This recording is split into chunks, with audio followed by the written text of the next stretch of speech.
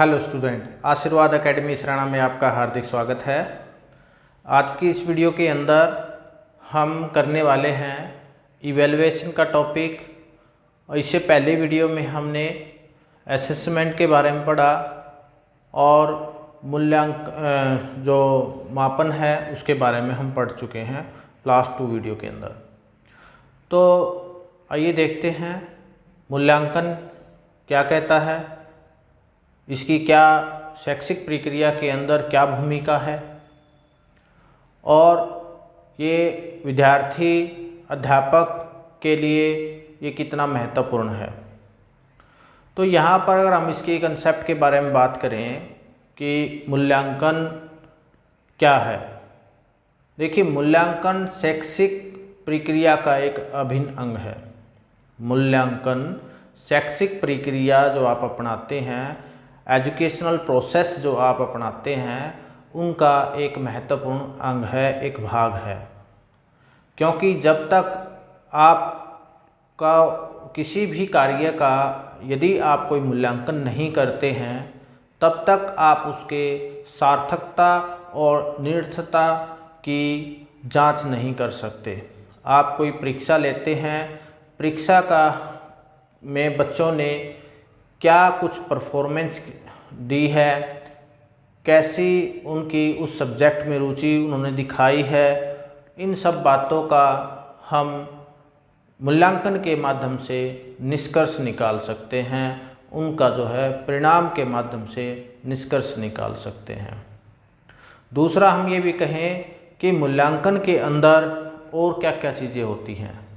देखिए मूल्यांकन जो है वो 3 मुख्य बातों पर त्रिकोणीय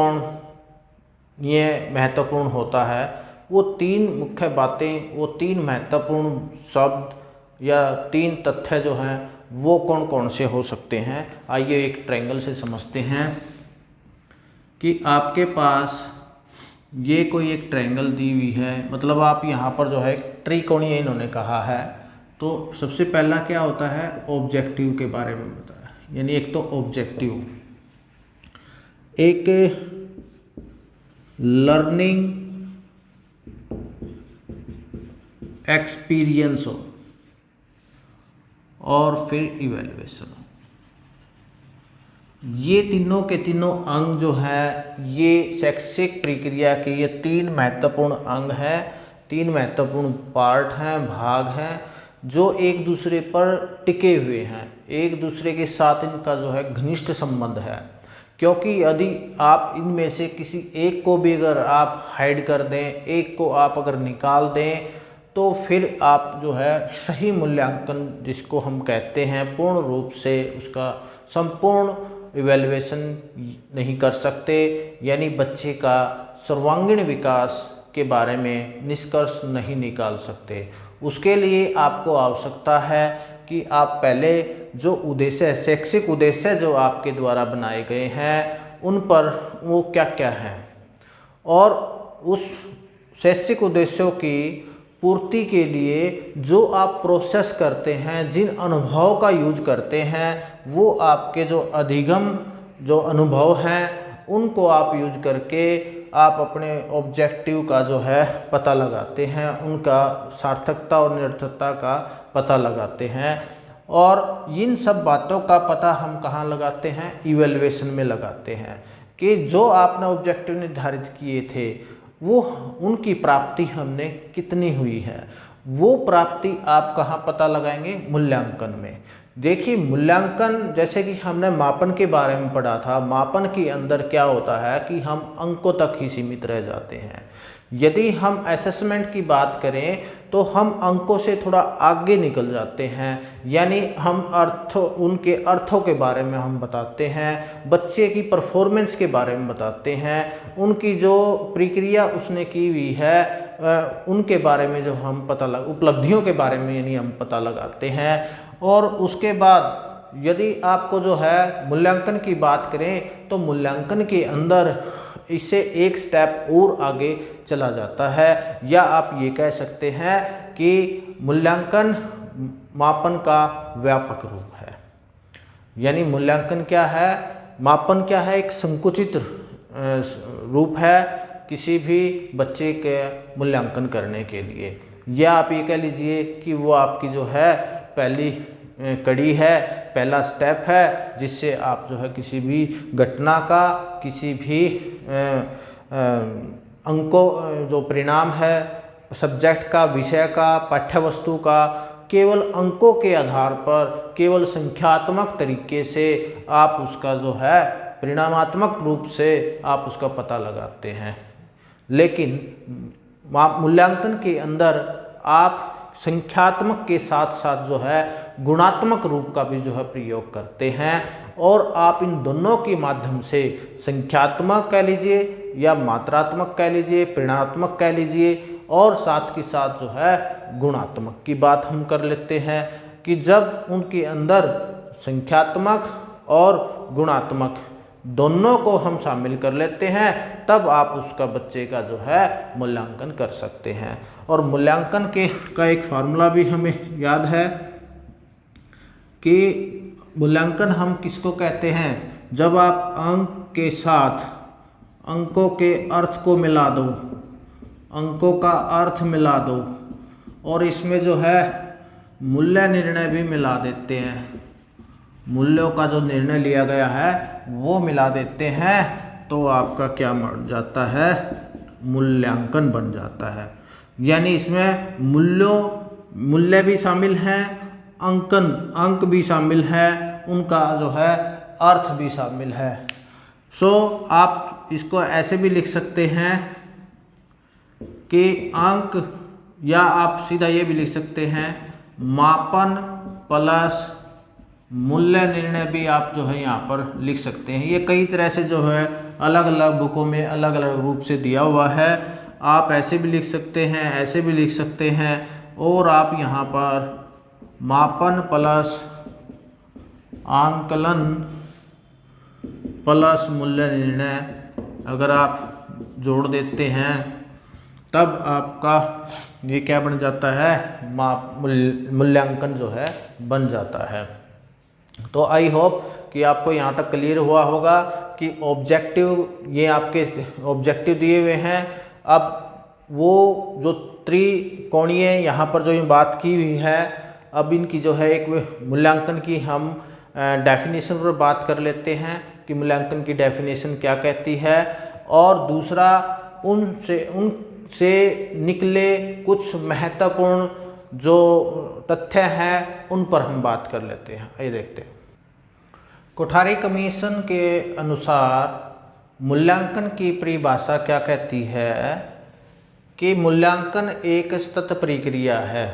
मूल्यांकन क्या है, सतत प्रक्रिया है, कंटिन्यू प्रोसेस है, निरंतर चलने वाली प्रक्रिया है, और यह संपूर्ण है। यानी ये अपने आप में क्या है, संपूर्ण माना है इसको, और यह संपूर्ण शिक्षा तंत्र का एक अटूट अंग है, क्योंकि शिक्षा तंत्र में इसका जो संबंध है वो घनिष्ठ बताया है। क्योंकि बिना आधुनिक युग की यदि बात करें तो आधुनिक युग में इसको जो मूल्यांकन का जो है घनिष्ठ संबंध बताया है। क्योंकि अगर हम प्राचीन युग की बात करते हैं तो वहाँ पर हम, या 19वीं शताब्दी की यदि बात की जाए तो वहाँ पर हम क्या करते थे कि मूल्यांकन को हम परीक्षा लेना या उनकी जांच करने तक ही सीमित था, कि हम उसको जो है परीक्षा लेने और जांच तक ही सीमित था। लेकिन जब 20वीं शताब्दी से जो है परीक्षा का और जांच करने का जो स्थान है वो मूल्यांकन ने ले लिया है। अब उस मूल्यांकन के माध्यम से हमें एक नई उमंग मिली है, और नया एक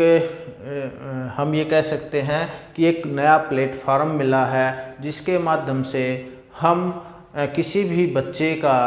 हम शैक्षिक उद्देश्यों की प्राप्ति को जांचने के लिए हम मूल्यांकन का जो है प्रयोग करते हैं।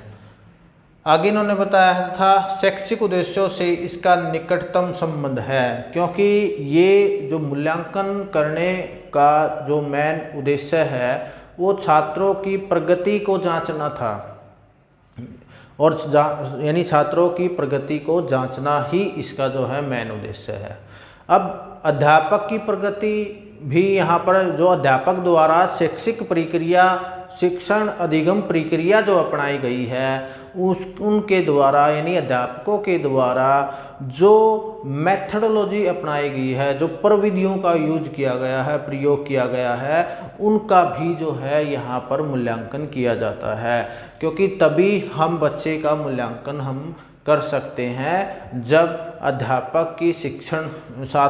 उसके साथ साथ जो है अध्यापक की शिक्षण प्रक्रियाओं का भी जो है जो वो शिक्षण प्रक्रिया अपना रहा है उसका भी जो है मूल्यांकन किया जाए। क्योंकि हो सकता है कि जो उसने मेथड यूज किया है वो बच्चों के मानसिक लेवल के अकॉर्डिंग ना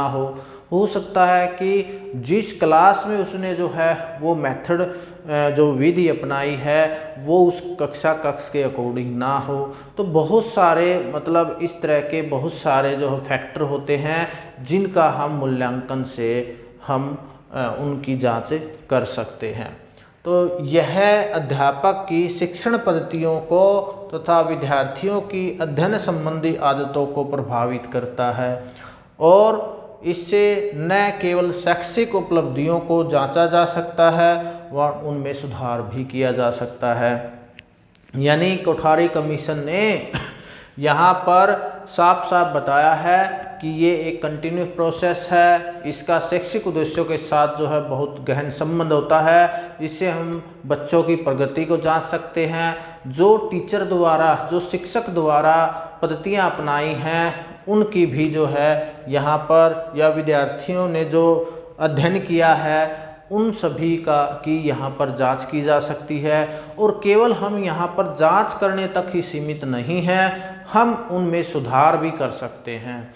और इसके माध्यम से यदि किसी बच्चे में यदि कोई किसी प्रकार के सुधार करने की आवश्यकता है या हमें अपनी शिक्षण प्रक्रिया में सुधार करने की आवश्यकता है तब हम मूल्यांकन के माध्यम से उसका पता लगाकर उन कमियों को दूर कर सकते हैं। अब हम साथ साथ आपने पढ़ा है कि मूल्यांकन हम बच्चे का समय जैसे सतत प्रक्रिया अपनाया है, कंटिन्यूस एंड कम्प्रिहेंसिव इवैल्यूएशन की बात कही है, तो उसको हम लगातार उसका जो है बच्चे का निरंतर हमें जो है मूल्यांकन करते रहना चाहिए। किसी भी स्टेज पर उसको छोड़ना नहीं चाहिए क्योंकि यदि बच्चे का निरंतर मूल्यांकन नहीं हुआ या टीचर की जो शिक्षण पद्धतियों का निरंतर मूल्यांकन नहीं हुआ तो हम जो है सही दिशा में बच्चे का मूल्यांकन नहीं कर पाएंगे। और इसकी जो मेन मुख्य बातें हैं उन पर चर्चा करते हैं कि वो कौन कौन सी हैं, आइए देखते हैं। परिभाषाओं के आधार पर यदि हम देखें तो इनमें हमें क्या क्या निष्कर्ष निकलते हैं उनके बारे में हम थोड़ा यहाँ पर डिस्कस करते हैं। कि जब आप इसकी परिभाषा पढ़ते हैं, यानी कोठारी कमीशन की हमने परिभाषा पढ़ी थी, कोठारी शिक्षा आयोग ने कहा था कि जो ये मूल्यांकन है वो सतत प्रक्रिया है और ये अपने आप में क्या है, संपूर्ण है। विद्यार्थियों को जांचने में, ये विद्यार्थियों की प्रगति को जांचने में ये हमारी सहायता करता है, या शिक्षक की जो शिक्षण विधियाँ हैं या विद्यार्थी के जो अध्ययन संबंधी जो प्रगति है तो उन सब के बारे में ये हमें जो है ज्ञान प्रदान करता है। और बहुत सारी चीज़ें हैं, ये देखते हैं इन पॉइंटों के माध्यम से कि क्या क्या निष्कर्ष निकलता है, एक मूल्यांकन के अंदर क्या क्या विशेषताएं हैं, क्या क्या होना चाहिए। तो यहाँ पर क्या करता है कि ये जो मूल्यांकन है, मूल्यांकन एक सतत प्रक्रिया है। भाई पहले ही कोठारी की शिक्षा आयोग ने कहा था कि मूल्यांकन क्या है का जो मूल्यांकन एक निरंतर चलने वाली प्रक्रिया है, एक सतत प्रक्रिया है, एक निरंतर चलने वाली प्रक्रिया है। और ये बच्चा जब प्रवेश लेता है तब से लेकर ये एंड तक, यानी वर्ष के एंड तक उसका जो है मूल्यांकन समय समय पर जो है चलता रहता है। अब अंततः यदि केवल और केवल इसमें यहाँ पर ये मूल्यांकन रुकता नहीं, ये चलता रहता है। अब एक क्लास से फिर दूसरी क्लास, दूसरी से फिर तीसरी, तीसरी से अगली, अगली से फिर उससे नेक्स्ट, इस तरह से जो ये प्रोसेस जो है क्लास टू क्लास जो है चलता रहता है, ईयर टू ईयर जो है चलता रहता है। तो यहाँ पर एक तो बताया इन्होंने मूल्यांकन एक सतत प्रक्रिया है और मूल्यांकन केवल विद्यार्थियों की शैक्षिक उपलब्धियों का मापन ही नहीं है करता, बल्कि उनकी प्रगति, उनकी उन्नति को भी उन्नति में भी सहायक सिद्ध होता है। यानी यहाँ पर केवल शैक्षिक उपलब्धियाँ, बच्चे द्वारा कौन कौन सी उपलब्धियाँ प्राप्त की है, केवल वहाँ तक ही सीमित नहीं है, मापन ही नहीं करता, बल्कि उनकी उन्नति में भी सहायक सिद्ध होता है कि बच्चे ने कितनी प्रगति कर ली, कितनी उन्नति कर ली है, कितना उसने सीख लिया है, जो हमने शैक्षिक उद्देश्य बनाए थे उनमें वो कितना निपुण हो गया है, या हमारे द्वारा वो शैक्षिक उद्देश्य कितने प्राप्त कर लिए हैं। पाठ्यक्रम की कमियों का पता लगाने में सहायता करता है और उनमें आवश्यकता अनुसार परिवर्तन करने में भी मदद करता है। यानी जो पाठ्यक्रम हम लेके चले थे उसमें क्या क्या कमियां हैं उसका भी हम समय समय पर मूल्यांकन के माध्यम से पता लगा सकते हैं, और यदि उनमें कोई आवश्यकता अनुसार सुधार करना पड़ जाए तो उस सुधार करने में भी मूल्यांकन हमारी मदद करता है। फोर्थ पॉइंट है विद्यार्थियों के व्यवहार संबंधी होने वाले परिवर्तनों की जांच करते हैं। देखिए शिक्षा में क्या है, शिक्षा हम क्यों देते हैं, ताकि बच्चे का एक व्यवहार में परिवर्तन हो जाए, एक आदर्श व्यवहार में उसको जो है कन्वर्ट किया जाए, एक आदर्श व्यवहार उनको के अंदर जो है डेवलप किया जाए, एक बिहेवियर यानी आइडल बिहेवियर उनके अंदर जो है विकसित किया जाए। और वो तभी संभव है जब हम बच्चे का समय समय पर मूल्यांकन करते रहेंगे। तो यहाँ पर हम बच्चे के व्यवहार का में कितना परिवर्तन हुआ है और किस दिशा में वो जा रहा है, उन सब बातों का हम यहाँ पर मूल्यांकन करते हैं, मूल्यांकन के अंदर करते हैं, इसका पता लगाते हैं। पांचवा जो पॉइंट है, एक निश्चित समय में शिक्षा के उद्देश्यों की प्राप्ति की जाती है, कि जो है उद्देश्यों की प्राप्ति को जांचता है, यानी एक सीमित दायरा है। वैसे अगर देखा जाए कि भी जैसे हम वर्ष के एंड में जो है बच्चे को मूल्यांकन करते हैं, तो एक निश्चित समय में शिक्षा के उद्देश्यों की प्राप्ति की जाती थी। हर क्लास के अंदर, हर सब्जेक्ट के अंदर उस सब्जेक्ट से संबंधित कोई ना कोई शैक्षिक उद्देश्य जो है निर्धारित किए जाते हैं, और उन उद्देश्यों की प्राप्ति बच्चे द्वारा कितनी की गई है वो हम वर्ष के एंड में भी बच्चे का जो हम करते हैं उसका पता लगाते हैं। तो यहाँ पर क्या है कि वर्ष के एंड में तो उसका जो है हम पूरा मूल्यांकन ओवरऑल जो है उसके सर्वांगीण विकास का पता लगाते हैं कि उसका जो है बौद्धिक विकास कितना हुआ, शारीरिक विकास कितना हुआ, मानसिक विकास कितना हुआ, या चारित्रिक विकास कितना हुआ, या उसमें सांस्कृतिक जो और तरह के जो विकास हैं, तो उन सब बातों का जो है हम यहाँ पर जो है पता लगाते हैं। अनुदेशनात्मक उद्देश्य शिक्षण प्रक्रिया एवं मूल्यांकन में आपसी संबंध है। जो मैंने पहले स्टेप में बताया था कि भी हम यहाँ पर त्रिकोणीय महत्वपूर्ण इसको माना गया है, और इसके 3 केंद्र जो बताए हैं, उद्देश्य, शिक्षण अधिगम और आपके जो है मूल्यांकन। तो यहाँ पर क्या है, जो अनुदेशनात्मक उद्देश्य का मतलब क्या है कि यहाँ इनका मतलब शैक्षिक उद्देश्यों से ही है, कि जो शैक्षिक उद्देश्य जो पाठ्यक्रम के अंदर जो शैक्षिक उद्देश्य उसके संदर्भ में बनाए गए हैं, वो उनकी प्राप्ति, उनका संबंध, और शिक्षण प्रक्रिया यानी टीचिंग प्रोसेस क्या रहा है, टीचर का जो टीचिंग प्रोसेस है वो कैसा है, और एवं मूल्यांकन में आपसी संबंध और इवैल्यूएशन जब आप करते हैं इन सब बातों का, तो ये सभी को साथ लेकर चलते हैं, तभी हम उसका जो है सही दिशा में जो है मूल्यांकन कर पाते हैं। 7वां जो पॉइंट है, शिक्षकों, शिक्षण विधियों, पाठ्य पुस्तकों आदि की उपयुक्तता के बारे में जांच करना यानी ये हमारी उसकी जांच करता है कि जो शिक्षक ने या शिक्षण की जो विधियां हैं या पाठ्य पुस्तक हैं जो वहाँ पर जिसको हम बेस बनाकर चल रहे हैं, दौड़ का मैदान है जो हमारा, जिस पे हम दौड़ते हैं, बच्चों को साथ लेकर चलते हैं, तो वहाँ पर आदि की उपयुक्तता के बारे में हम क्या करते हैं, यहाँ पर जांच करते हैं। और 8वां जो पॉइंट है, मूल्यांकन वर्णात्मक या गुणात्मक होने के साथ साथ जो है संख्यात्मक भी होता है, मात्रात्मक भी होता है, परिमाणात्मक भी हम इसको कह सकते हैं, या क्वालिटेटिव, मतलब यहाँ पर क्वांटिटी होने के साथ साथ उसके अंदर जो है क्वालिटेटिव भी होना चाहिए। क्वांटिटेटिव इवैल्यूएशन टू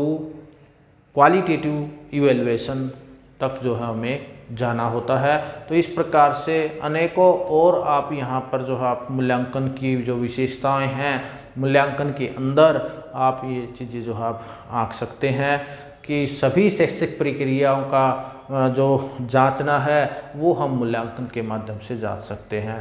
तो ये था हमारा मूल्यांकन से संबंधित जो महत्वपूर्ण तथ्य थे, वो आगे हम पढ़ते हैं इसके अंदर कि एक अच्छे मूल्यांकन की कौन कौन सी विशेषताएं होनी चाहिए। कुछ पॉइंटों में यहाँ पर हम जो है स्टडी करते हैं। तो नेक्स्ट हम बात करते हैं अच्छे मूल्यांकन की विशेषताएं क्या क्या हो सकती हैं। तो यहाँ पर कुछ पॉइंटों में मैंने यहाँ पर जो है बोर्ड पर लिखा हुआ है,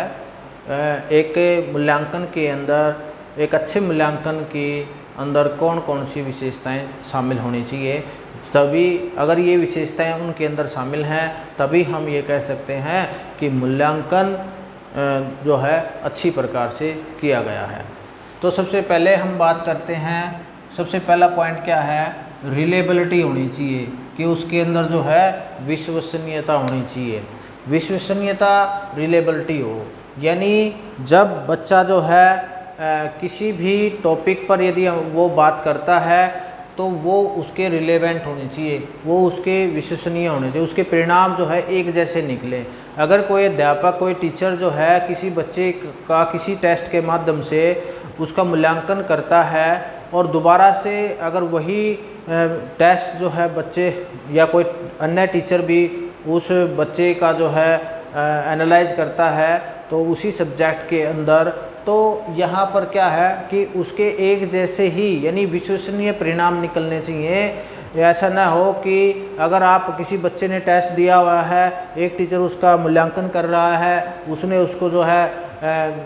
50 नंबर दे दिए, अगर उसी टेस्ट को अगर कोई दूसरा टीचर मूल्यांकित कर रहा है तो उसने उसको जो है 60 नंबर दे दिए। तो ऐसा मूल्यांकन नहीं होना चाहिए। मूल्यांकन के अंदर जो है विश्वसनीयता होना बहुत ही ज़रूरी है। एक जैसे उनके जो रिजल्ट है, उनके जो परिणाम है वो हर अवस्था में एक जैसे होने चाहिए, तभी हम उसको जो है विश्वसनीय कह सकते हैं। दूसरा, हम उसकी वैधता के बारे में कह सकते हैं, वैलिडिटी के बारे में हम कह सकते हैं। वैधता यानी विषयानुकूलता। कोई भी टेस्ट है यानी कोई भी आप टॉपिक लेते हैं और उसके अंदर विषय वस्तु आप कोई भी ले लीजिए, वो उसके अनुकूल होनी चाहिए, वो वैध होनी चाहिए। अब वो उसके अंदर जो है उसकी जो वैलिडिटी है वो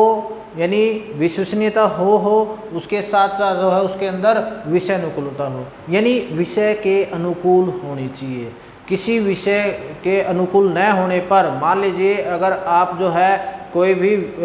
टॉपिक अगर आप करवा रहे हैं और किसी भी टॉपिक को, यदि आप गणित का ही टॉपिक ले रहे हैं, तो ऐसा ना हो कि उस गणित के टॉपिक में आप किसी साइंस की बात अगर आप डाल देते हैं, तो यहाँ पर क्या है कि वो गणित की बात है तो गणित की ही बात होनी चाहिए और विषय के अनुकूल ही होनी चाहिए। और यानी यदि कोई टेस्ट अगर आप लेते हैं, अगर आप किसी गणित का टेस्ट लेते हैं या साइंस का टेस्ट लेते हैं, किसी भी पर्टिकुलर सब्जेक्ट का अगर आप टेस्ट लेते हैं, तो वो विषय से संबंधित ही हो, विषय से अलग ना हो, विषय से हटकर ना हो। तो इसलिए अगर वो विषय से हटकर होगा तो उसमें वैलिडिटी नहीं रहेगी, वो वैधता में जो है फेल हो जाएगा। तीसरा जो पॉइंट आता है, आप ये कह सकते हैं कि उसके अंदर जो है ऑब्जेक्टिविटी होनी चाहिए, वस्तुनिष्ठता होनी चाहिए। यानी आप जो भी टेस्ट आप बनाते हैं तो उस टेस्ट के अंदर कुछ ऐसे आप क्वेश्चनों को डालें जिससे आपको जो है उसकी जो गहन ज्ञानता का जो है पता प्रमाण मिल सके, बच्चे का जो है हर सर्वांगीण विकास जो है उसका जो है का पता लगा सके कि बच्चा सही दिशा में जो है बढ़ रहा है या नहीं बढ़ रहा है। तो उसके अंदर किसी भी जो इवैल्यूएशन के अंदर जो है ऑब्जेक्टिविटी आप जो है होनी चाहिए। यदि आप कोई भी टेस्ट बनाते हैं तो उसमें आप हर तरह के क्वेश्चनों को डालें। ऐसा ना हो कि आपने जो है कुछ क्वेश्चनों को तो डाल दिया, कुछ को छोड़ दिया, बिल्कुल ही छोड़ दिया, तो ऐसा नहीं होना चाहिए। तो जो भी आप जो है परीक्षा लेते हैं, जो भी आपकी विषय वस्तु है, जो भी आपकी जो है पाठ्य वस्तु है, तो उस पाठ्य वस्तु से जो भी उसके विषय में आपके सब्जेक्ट के अंदर जो भी टॉपिक दिए हुए हैं वो मोस्ट प्रोबेबली वो सभी को जो है कवर करता रहो और ऐसी वस्तुनिष्ठता जो उसके अंदर होनी चाहिए। फिर आगे हम पॉइंट कह सकते हैं भाई उसके अंदर जो है व्यवहारिकता भी हो,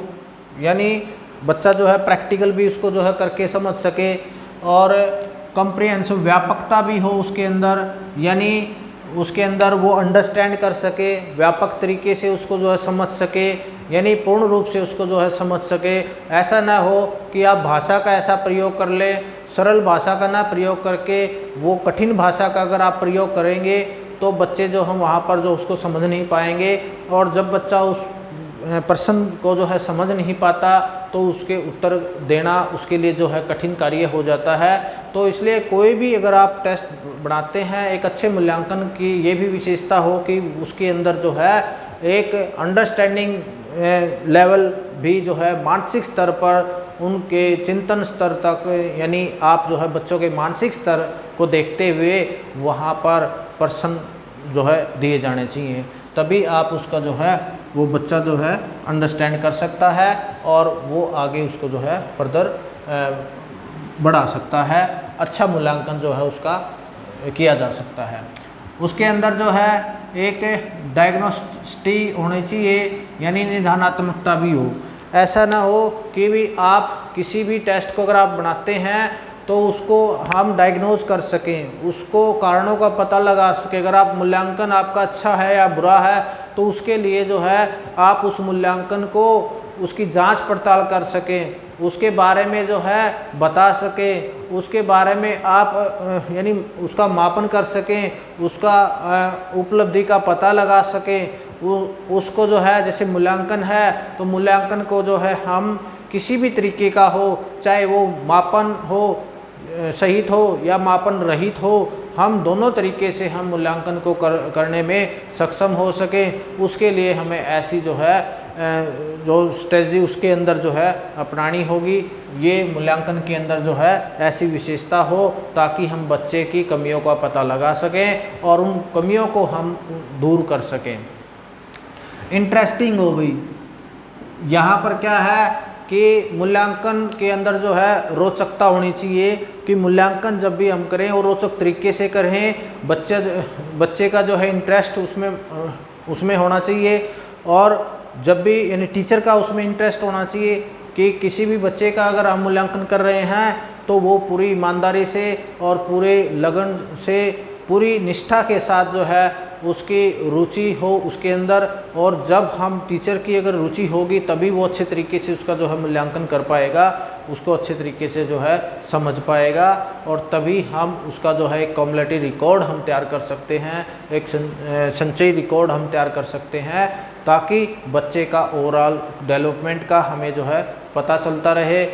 कौन सा विषय कितना सीखा हुआ है, किस विषय में वो कितना कमज़ोर है, उसके बारे में जो है हमें पता चलता रहे। तो इन सब बातों से हमें ये होना चाहिए कि भी मूल्यांकन के अंदर इन प्रविशेषताएं अगर हैं, ये अच्छी विशेषताएं मानी गई हैं कि उसके विश्वसनीयता हो, वैलिडिटी हो, वस्तुनिष्ठता हो,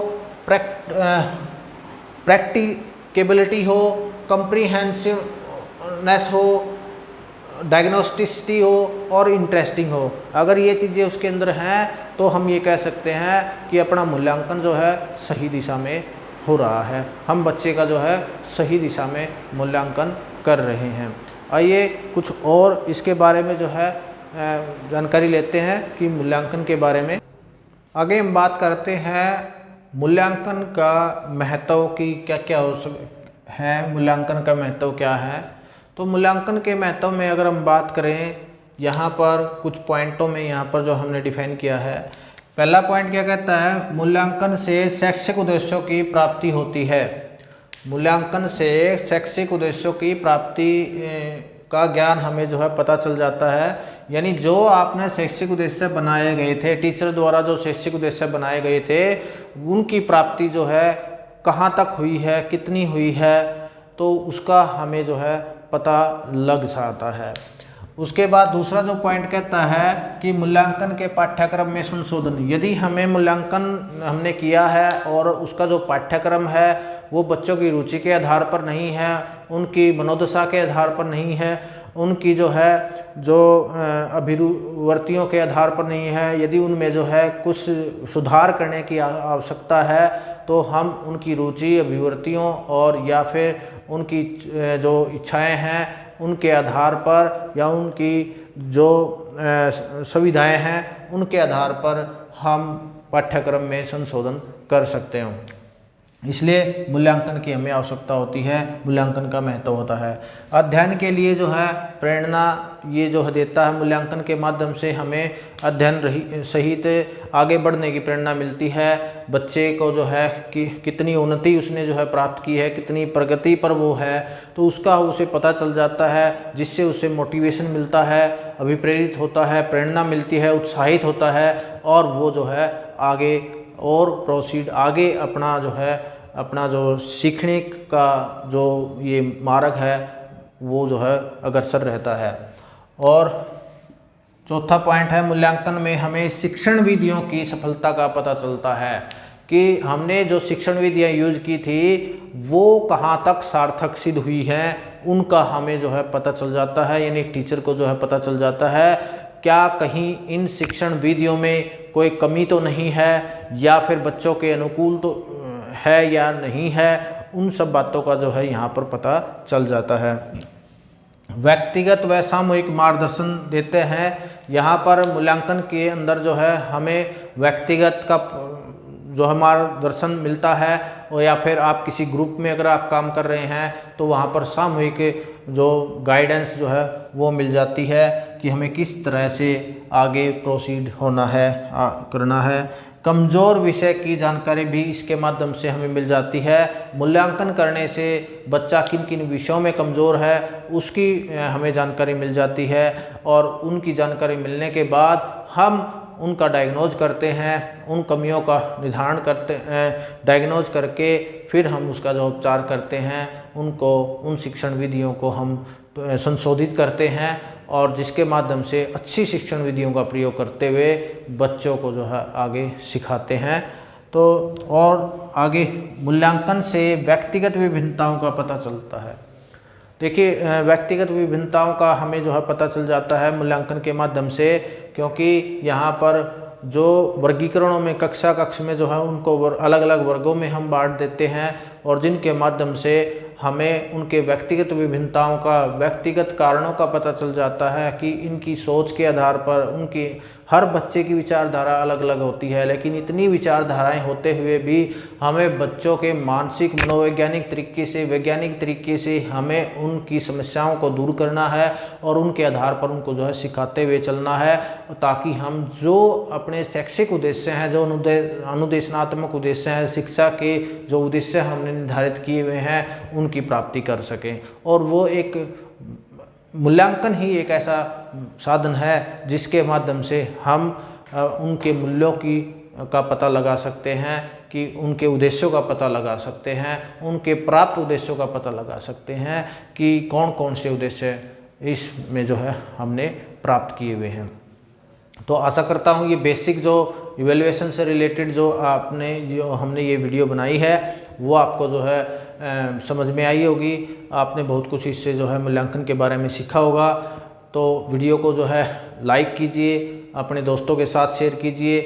जिन बच्चों ने चैनल को सब्सक्राइब नहीं किया है वो चैनल को सब्सक्राइब ज़रूर कर लें। इसके साथ सब्सक्राइब करने के साथ साथ बेल आइकन का बटन दबाना ना भूलें, ताकि आपको जो है अगली वीडियो का नोटिफिकेशन जो है समय पर मिलता रहे। धन्यवाद, मिलते हैं अगली नई वीडियो के साथ। Thank you.